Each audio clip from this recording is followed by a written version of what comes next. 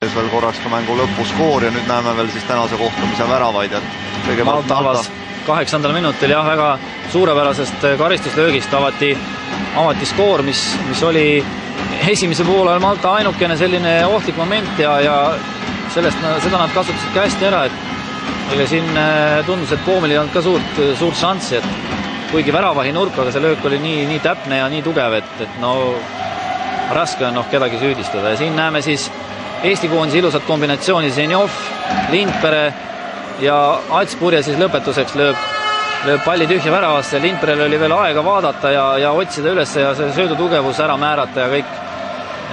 Et super muidugi Zenjovilt eeltöö, Lindperelt eeltöö ja Atspurje pani hiile selle täpi peale. Ja siin õnnitlevad Vunk ja teised kaaslased Atspurjet selle ilusa värava puhul. Jah, et teenitud värav, et see värav nagu küpses õhus tükk aega ja siin siis Eesti koondise võiduvärav. Et Zenjov väga hästi taas tegi eeltöö ja Ooper tegi väga hea lõpu. Ja Zenjov rinnaga ei jäänud nagu siin mõtlema midagi, vaid et kohe pall tagasi trahvikasti ja situatsioon teravaks ja Ooper siin hästi võitleb, et näha on, kuidas nad nügivad üksteist, aga Andres püsib tugevamalt jalgadel ja saab liikuda selle palli trajektoori peale, et nüüd on juba võitlus läbi, aga Andres vasaku jalaga hästi nagu peatas kinni selle palli, et palli liikunud trahvikastist enam välja ja juubeldamine võib alata, et 2-1, et võib-olla kas äkki näeme veel seda penaltit,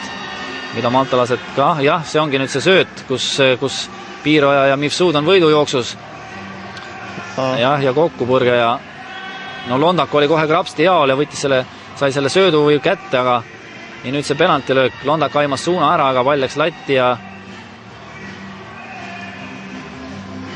väravasse see pall ei jõudnud, nii et Eesti lõppkokkuvõttes võime öelda, et sai igati teenitud võidu, et olnuks pisut ebaõiglane, kui see penalti sisse läinuks ja põlkab siin isegi kui maltalased vaatavad selle